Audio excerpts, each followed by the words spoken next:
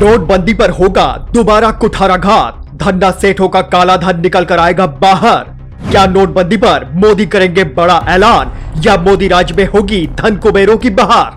विपक्ष ने किया मोदी सरकार पर प्रहार, बोले नोटबंदी के बाद भी नहीं रुका भ्रष्टाचार। 8 नवंबर 2016 को नरेंद्र मोदी सरकार ने एक बड़ा फैसला लेते हुए काले धन पर बड़ा कुठाराघात किया था। यह फैसला था नोटबंदी करने का। हालांकि इस फैसले से आम लोगों को बहुत परेशानियों का सामना करना पड़ा था, जिसके चलते बैंकों और एटीएम के बाहर भारी भीड़ देखने को मिली थी। नोटबंदी की कड़ी में मोदी सरकार में 500 और 1000 के पुराने नोट बंद कर दिए गए, जिसका कारण यह था कि लोगों के पास गैर कानूनी तौर पर जमा धन बाहर निकाला जाए। 500 और 1000 के नोट की जगह नए नोट लाए गए और 2000 का सबसे बड़ा नोट भी चलन में लाया गया। 2000 का बड़ा नोट लाने का मकसद ये था कि जब सरकार ने नोटबंदी करने का फैसला लिया था तो बड़ी मात्रा में नोट गायब हो गए थे, जिसके चलते राजस्व को भारी नुकसान हुआ था। नुकसान की पूर्ति करने के लिए सरकार ने आनन फानन में 2000 का बड़ा नोट चलन में लाने का फैसला लिया, जिससे लोगों को फौरी तौर पर राहत दी जा सके। केवल 2 सालों के बाद ही बाजार से इन नोटों का चलन धीरे धीरे करके कम होता गया और आज की स्थिति में केवल गिने चुने लोगों के पास ही 2000 का नोट मिल पाता है। हालांकि 2000 के नोट की कमी होने का कारण ये बिल्कुल नहीं है कि उसकी मान्यता खत्म हो गई है।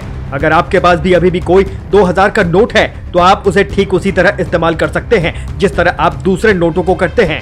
हालांकि 2000 के नोटों की कमी के पीछे केंद्रीय वित्त राज्य मंत्री अनुराग ठाकुर ने यह कारण दिया कि रिजर्व बैंक ऑफ इंडिया ने 2019 के बाद छपाई बंद कर दी थी। बीते 3 वर्षों में इन नोटों के चलन में करीब 10% की कमी आई है। बैंकों की शाखाओं में 2000 के करेंसी नोट नहीं मिल रहे हैं।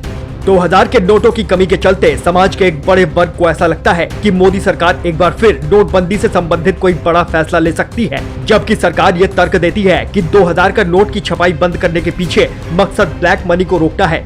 दुनिया की बड़ी अर्थव्यवस्था वाले देशों में बड़े नोटों का प्रचलन नहीं है। मोदी सरकार में केंद्रीय वित्त राज्य मंत्री अनुराग ठाकुर ने यह भी कहा कि मध्यम वर्ग और निम्न वर्ग के लोगों को इतने बड़े नोट की जरूरत भी नहीं है। खर्चा करने के लिए 500 या उससे नीचे के नोट ही पर्याप्त हैं। हालांकि इसके पीछे प्रधानमंत्री नरेंद्र मोदी की डिजिटल इंडिया की पॉलिसी भी है। वो लोगों को कैश में लेन देन करने के बजाय डिजिटल प्लेटफॉर्म से लेन देन करने के लिए प्रेरित करते हैं।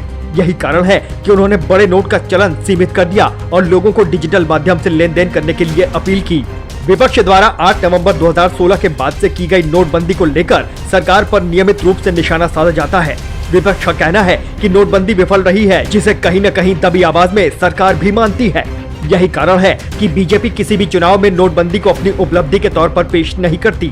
क्या आपको लगता है कि नोटबंदी की वजह से लोगों के खजाने में छुपा काला धन सामने निकल कर आया है या नहीं? इस मामले पर क्या है आपकी राय? हमें कमेंट बॉक्स में कमेंट करके जरूर बताएं।